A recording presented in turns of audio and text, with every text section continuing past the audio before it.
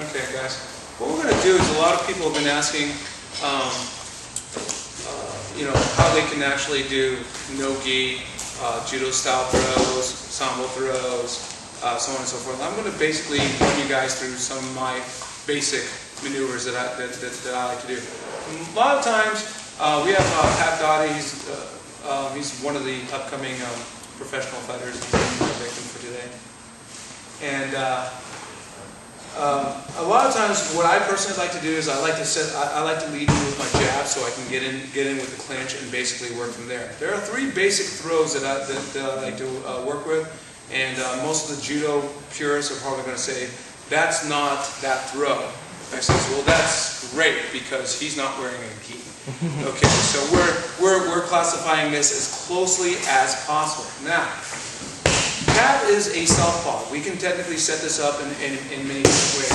Personally speaking, if Pat and I were matched up, I like to set this up. I like to keep my head right outside his power shot, his left shot, and I like to paw my jab here so that I can go ahead and work the clinch.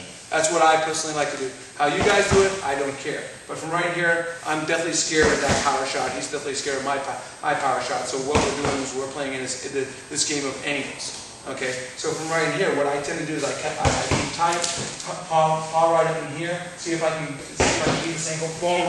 And now I'm right here. This is where I want to be. Okay. And this is where we're going to be setting up all our throws. Okay. Our first basic throw is going to be the soltogari. Okay. The soltogari, what I want to do is I actually want to take the person, and if I can, bring the person's head down. Okay. If I can, I'm going to start to see if I can transfer all my weight here, and the entire time my head has to be down, looking directly at his heel. So what I'm going to do is I've now stepped in so that we're in closed position instead of open position. So again, I paw this way, I come in, boom. Okay, we're going to pummel up, boom. Okay, and I want my foot on the inside here. Okay. Now, as soon as this happens, it doesn't matter whether I'm here or whether I'm here, but I'm going to go ahead and address this. Okay. If I'm here, the control is actually going to be the shoulder area and the elbow, not the head. A lot of people try to do this. My personal thing is, if I'm going to go for this, I like to be pummeled underneath. Okay. Now, right now, Pat is going, oh, I don't like the pummel, and he's heavy on my right arm. I'll never do this if he's heavy on my right arm. So what I'll do is I'll come up nice and tight, but let's go ahead and address this as if he wasn't heavy on my right arm. If he's not heavy on my right arm, what I'm going to do is I'm going to shrug my shoulder.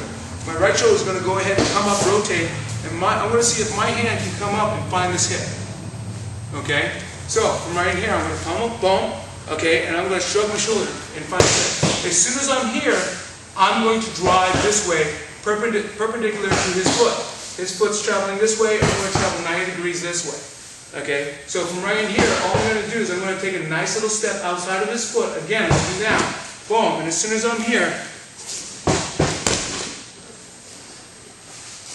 and that's the way we approach the outside foot rig. Now, most people say, well, that looks more like like a reaping hip throw. And I'm just like, no, it's an outside foot rig. Okay, we can, in the exact same situation, if we wanted to, we go here, and if most of his weight's traveling this way, okay, which I get sometimes, I can travel, instead of perpendicular, I can travel parallel to his foot, insert my hip, and come out this way.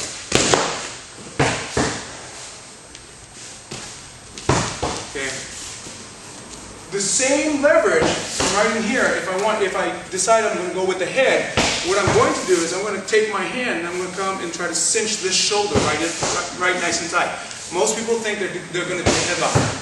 This is where most people's throw fails. You want to try to come and cinch this head tight up against this shoulder, and I'm grabbing in. Here's my hook right up in here in the armpit. Okay, and we do the exact same approach. From right in here, if I want to do the outside foot reap, I'm going to step back, boom, but I'm going to try to see if I can get him leaning here. Okay, I step heavy, perpendicular to his foot, okay, and then reap. If I want to do the reaping hip throw, from right here, I do everything the same, okay, boom, and then I feel this, I travel parallel with this foot. My left foot, boom, pulling him the entire time, feeling this grip right up in here. Okay, last but not least, is basically sotomakome, okay? one of my personal favorite maneuvers. Okay, when I'm usually nice and tight this way and I go for the head, a lot of people don't like this. So what they'll do is they'll duck underneath my armpit. As soon as that happens, what I want to make sure is that his elbow is right here where my heart is, center line.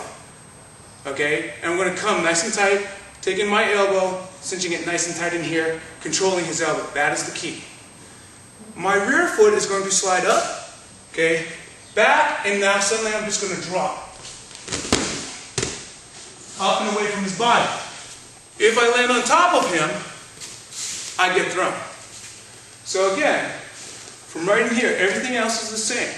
Okay, he comes up this way, I go, great. I slide my foot up. Most people think they're going to throw me from here. I drop